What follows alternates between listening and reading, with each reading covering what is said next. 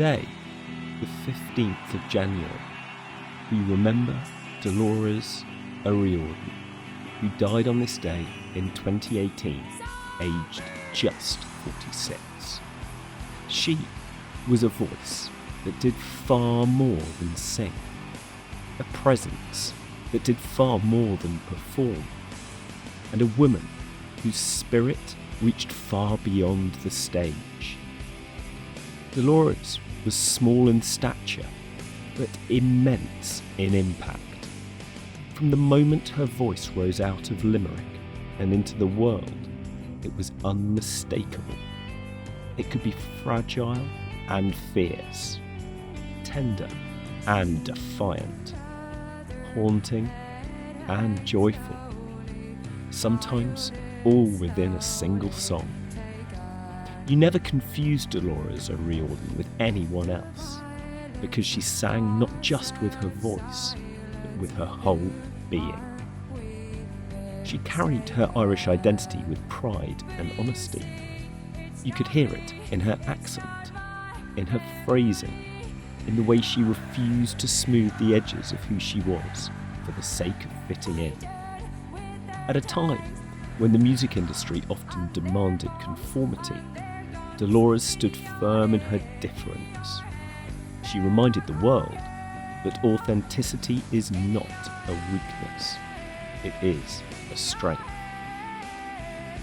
With the other members of the Cranberries, Dolores gave us music that became the soundtrack to countless lives. Songs of love, longing, grief, resistance, and hope. She sang about heartbreak and innocence, about faith and doubt, about the weight of history and the cost of violence. And she did so with courage. Zombie was not just a hit song. It was a cry of pain, a protest, and a plea for peace. Dolores did not shy away from difficult truths. She used her platform to speak about suffering, especially the suffering of the innocent, and she accepted the consequences of doing so. That took bravery. That took conviction. And beyond the anthems and accolades, Dolores was human. She was a daughter, a wife, a mother, a friend. She lived with deep sensitivity, a gift that fueled her artistry, but also a burden that she carried quietly for much of her life. She spoke openly about her struggles with mental health, about trauma, and about the effort it took simply to keep going. In doing so, she helped others feel less alone.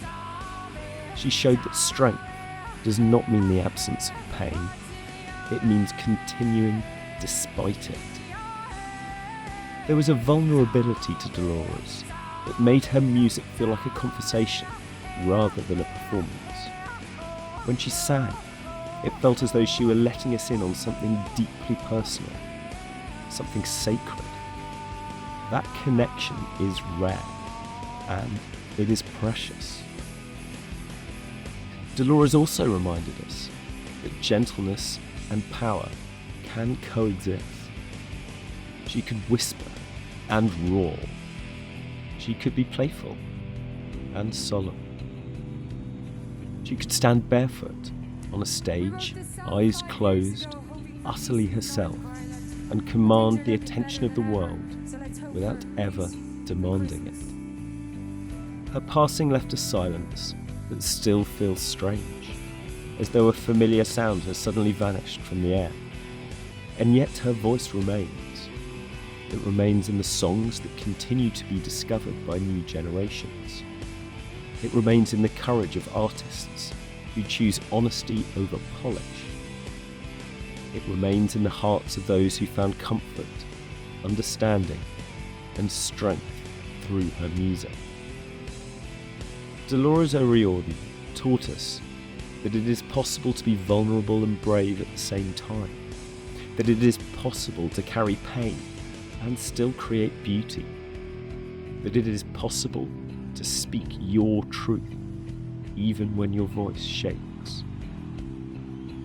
And may we let her legacy remind us to listen more closely to music, to each other, and to ourselves. Thank you, Dolores. Your voice endures.